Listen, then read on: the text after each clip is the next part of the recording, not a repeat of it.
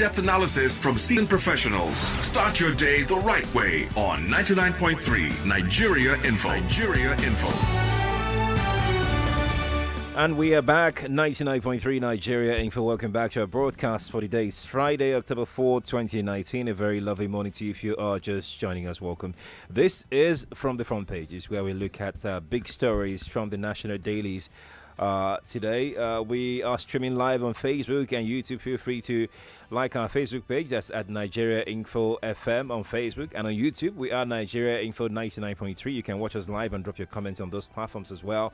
On WhatsApp, our number is 0809 597 5805. That is 0809 597 5805. You can also follow the conversation on our website, nigeriainfo.fm, on our website, nigeriainfo.fm. I'm Sheriff Quadry. And I'm Wemimo Adewuni. Fantastic morning to you. We're going to look through the papers, and on this side I have The Guardian, The Nation newspaper, The Vanguard, as well as The Punch. The Daily Sun is here. Daily Independent is also in front of me. Daily Trust and This Day newspaper. And Rotimi Sankore joins us this morning. Rotimi, good morning. Morning. All right, guys, if you're ready, let's start with The Guardian. The Guardian is a media partner. Senate raises 2020 budget from 9.12 trillion naira to 10.729 trillion naira. Two riders on this one. Approves medium-term expenditure framework. Reps okay 2.18 per barrel. That's MPPD. Okay, that's 57 million per barrel. That's $57 per barrel as crude oil benchmark. It's also on the Nation newspaper. Buhari to present 10.2 trillion budget on Tuesday. Lawmakers pass MTEF. On the Vanguard newspaper, National Assembly approves an MFEF FSP recommends 10.73 trillion naira 2020 budget. This story also makes it to the Pound. Senate raises 2020 budget to 10.7 trillion naira. Buhari presents estimates on Tuesday. From Daily Sun newspaper, National Assembly raises 2020 budget by 729 billion naira. Rider passes MTEF, approves 10.73 trillion naira. Daily Sun for you. From Daily Independent newspaper, National Assembly approves 10.7 trillion naira for 2020 budget, point out deficiencies. Riders adopt $57 oil benchmark, maintains 305 naira to a dollar exchange rate. Buhari to present budget on Tuesday to National Assembly. Okorocha wants number of lawmakers reduced to save costs. Daily Independent is the paper. When he said that thing, everybody started talking. From the Daily Trust newspaper, Buhari to present 2020 budget to National Assembly Tuesday. Rotimi, we're here finally. Well, this will be a record. It looks like it's moving on quickly. Well, what many people may not immediately realize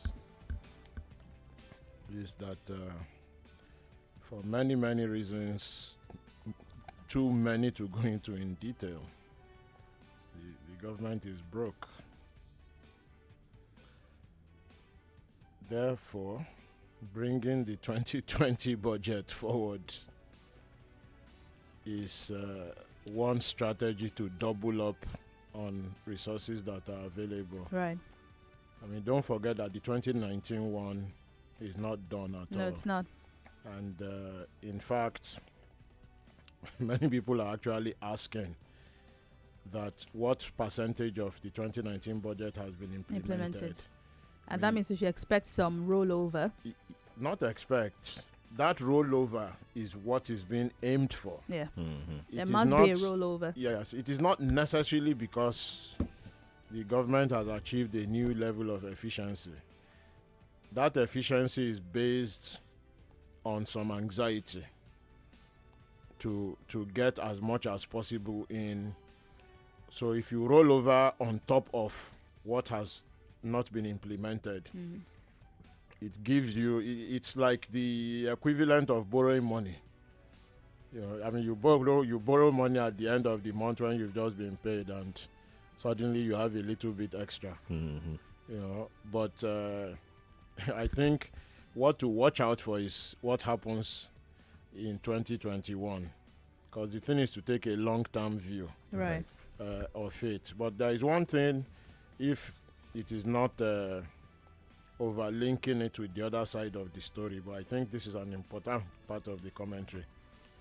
So when Ngige then says that the only way to implement the minimum wage is to sack workers, that immediately starts to... Oh, you've jumped over to our next Yes, story. it starts to, it's no, it's Wait. important to link it. Let's get there. Yes, Let's yes. get there. But before we go there, Let's Rochas get there. Okorocha, still on this story, when they were arguing, they said that, let me quote him what he said.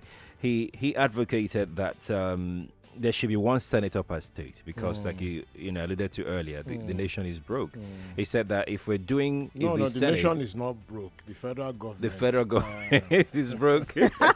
There's a difference. Okay, and he said that there is need to trim the 3 senators per state to 1 senator per state, and that way there will be better management. There will be more resources to be freed. More money going to the legislators can be freed towards nation This is building. the first time any senator would recommend Well, anything that affects for those them. who don't know, can we point out that in Senegal, the Senegalese National Assembly passed an act removing the Senate and moving to a single chamber parliament, because the majority of the politicians in Senegal just realized that too much money, well, not that they just realized, the realization was forced on them by the public, and they agreed that 2 chambers was consuming too much of public Right. funds. So they voted to remove the Senate and go to 1 chamber. Right. Many people would argue that Nigeria is due for same, but that more importantly, government officials spend too much money on themselves. But some people have argued also because of this story that Nigeria is very large, which is why we need 3 senators from each And senatorial that's why I district. said more But importantly, this is government the first officials time- spend too much money on themselves. Right. So do we cut down their spendings or we reduce the number of senators? Well, if Actually, people- reducing the number of senators will also go a long way. I mean, 1 in place of 3. That sounds good. 1 chamber would probably be enough Right. to start I with. think and so. there's the other discussion about regional parliament. But in reality, the real problem is that the senior cadre of public officials spend too much money on themselves. If people understand this thing, you will know how frightening it is. Right. You know, I mean, my interest in developmental matters started because I grew up in Ikoyi. My dad was a senior civil servant. And most of the people that worked for us lived in Morocco, which was a slum across the lagoon. And our house was not too far from one of the bus stops where the people from Morocco come across to. And every morning when getting ready to go to school, you see, tens of thousands of people coming in rickety canoes, looking seriously impoverished, wretched, and just very, very unhappy. I can't imagine No any young disparity. person, watching that kind of thing and won't be wondering, but what is happening there? At the other side, Yes, where yeah. are they coming from? What is so wrong At the other side. on that side? And these people, they come across See a lot of affluence. and they see not just affluence, waste. I mean, I can't even start describing how they were living, but the point is they come across the river and then see their ogas that have, 500% their salary, living in free houses with free cars, everything for free. And this is how it happens nationwide. Maybe if we move to one Look, parliament, that could save us a lot of money. this idea that there is no money, it is so false. The money is there. Right. People that already have good salaries are enjoying. It's just a lot of wastage. Yes, they are going just on. enjoying the nation's So wealth. the And money is it with few unfair. people. Yes, The money is it's with few unfair. people. Let's move on to South Africa, where Buhari is, and here's what it says: repay our support, open your economy. Buhari tells South Africa. This is on the Punch newspaper. It's also reported by the Vanguard. Buhari Ramaphosa vowed to prevent further But xenophobic attacks. the Ngige, We'll get there. Wait now.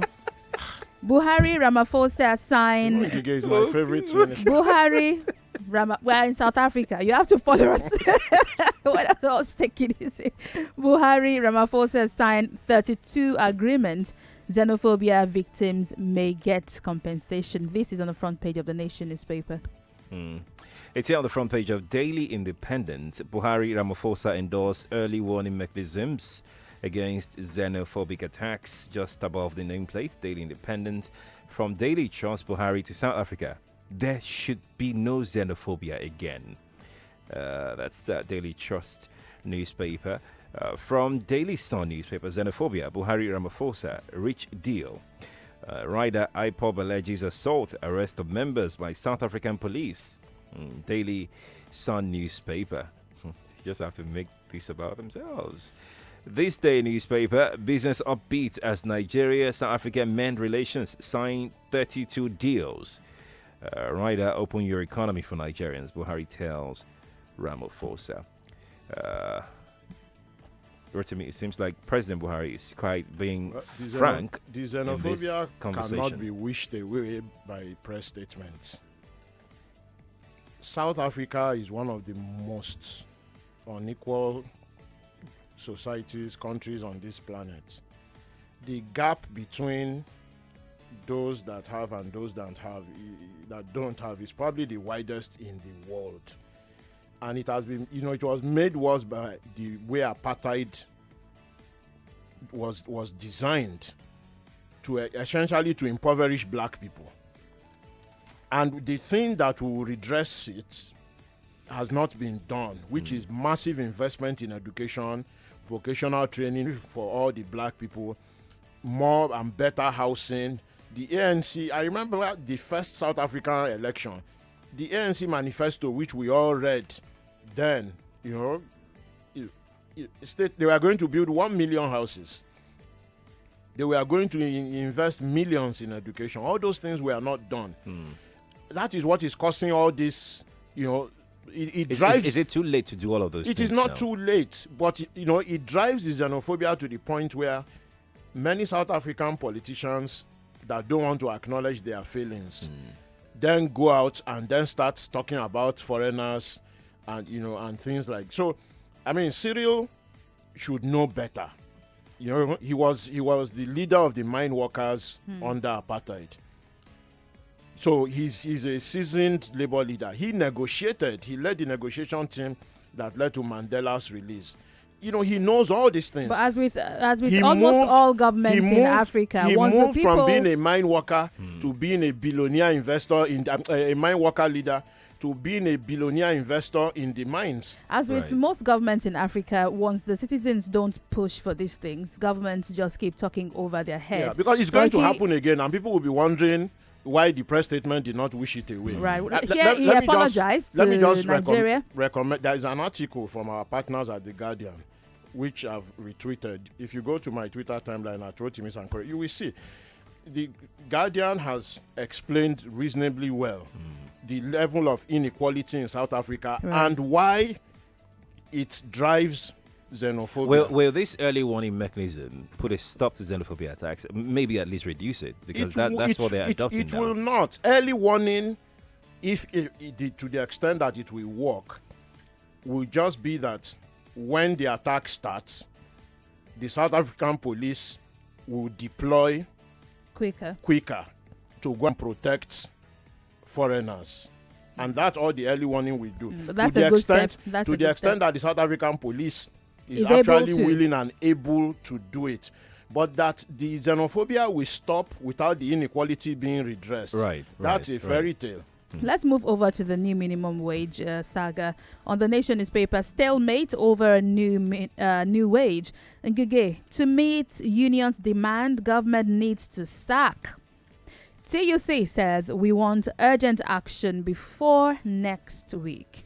That's on the Nation newspaper. The story is also reported across other dailies today. That's right. That's me. Okay. There you go. Oh, I guess it's only the Nation that has it. Finally, we are with Ngige. This is a really dangerous... and the Vanguard. Okay. This is a really dangerous step that Ngige is taking.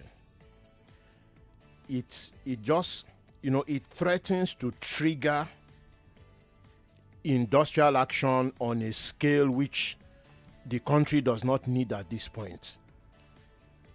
A political party promised increase in minimum wage as part of their manifesto. After a lot of pushing, we've over-litigated that matter, it was finally done. So you win the election. Some people will say in a contentious circumstance, they don't accept, but you've won the election. And also at the tribunal. Then you now come round and then say, to implement it, you are going to have to sack. I mean, can you seriously imagine what the reaction? And people like Ngige, I don't know, from the point of view of APC, right, are they thinking of the next election? Or they think that next election is too far away? Do you think we need a politician in this instance, or someone who can be very frank? No, it's not a question of frank. That it's just being frank. No, and he's doing but the his money, job. But I've just explained why the money is there. The money is there. The money is being misused. Can Ngige cut his salary? Can Ngige put forward a proposal that all the ministers should stop eating free food? Or we should sack some of or them. that the ministers should start paying their own rent. So that's the problem. In developed countries, ministers pay their own rent. Before we can do all of that, it will definitely take some time. It doesn't take any time. It can be done in 1 month. In developed countries, ministers pay their own rent. By who exactly? Ministers pay their own rent. They fuel their own car. They buy their own food. It is this thing happening. National Assembly, commissioners, all these people. If you plus all this jumbo pension, they award themselves for life. 300 million, 400 million a year. House in Abuja, house in their nation's capital. That's what I'm saying. All of these things will take some time because most of them are backed by One law. month. Any serious government can end everything in 1 month. That's going to be It's there in the line budget now. Right. You just cross it out.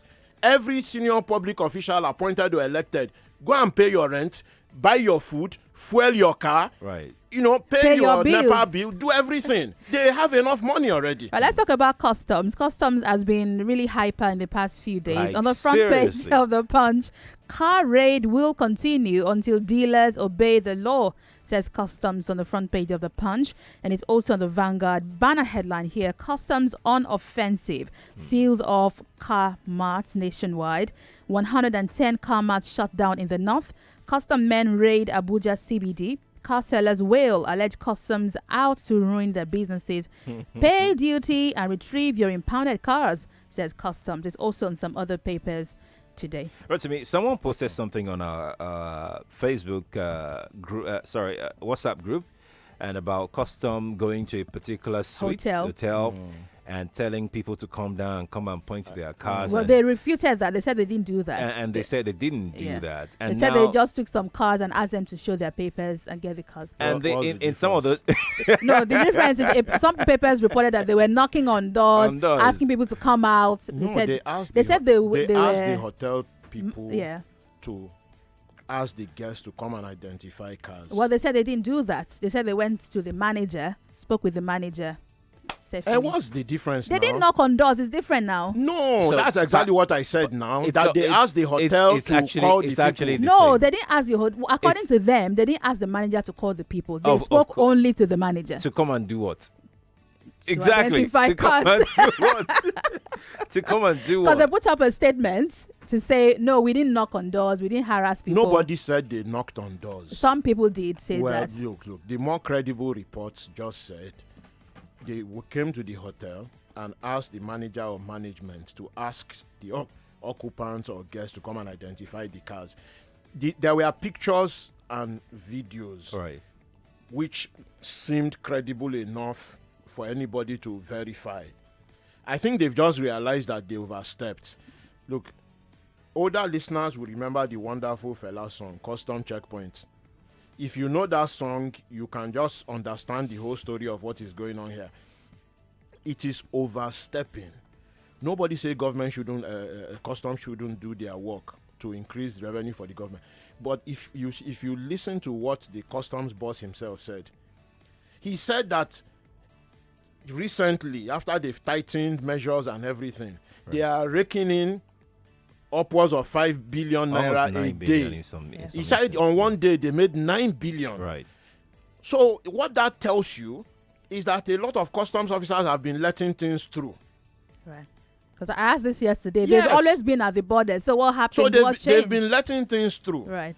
So they now want to go retrospectively to start chasing people all over Nigeria. However, it takes two to commit a crime. So the customs people and the Nigerians who also smuggle doesn't make them less, it doesn't make it less but an offense. they need to address their internal problems. But they need to attend both. Yes, To attend to they, both. They need to address their internal problems for sure. But there is a danger in this.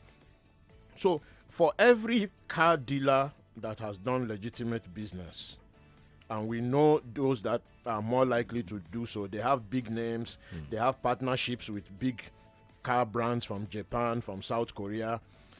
So for those people, if you raid their premises, shut it down, they can't sell, they can't do this, they can't do that, while they are showing you paperwork which you should know that they have. Right.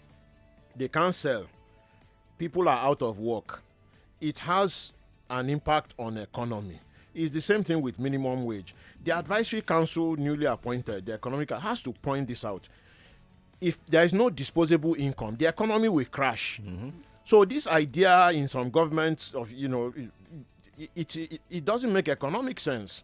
Right, let's mention these stories to you. You can go check them out as we go on our way out. Gunmen raid Kaduna school, kidnap 6 girls and 2 teachers. You can find this story across papers. Awful story. On the flip side, Alagba, I'm not sure if this is Alagba or Alagba, a 344-year-old tortoise dies in Ogbomoso. This makes the front pages also. Go look it up. Honestly, I on want other that, papers. The age of that tortoise to be verified. When we come back from the break, 200, 344. It's possible now. Who was there when that tortoise When it was born? and has been counting Right. and all those tortoises, they all look alike. Don't be an unbeliever. Guys, we'll be back after the break talking about family planning the traditional way and family planning as a whole. Today we are looking at a story done by Azizat Olalua for the Wole Soyinka Center for Investigative Journalism just after the break. Join us for this and more. Rotimi Sankore will be here also. I'm Wemimo Adewuni. And I'm Sheriff Quadry.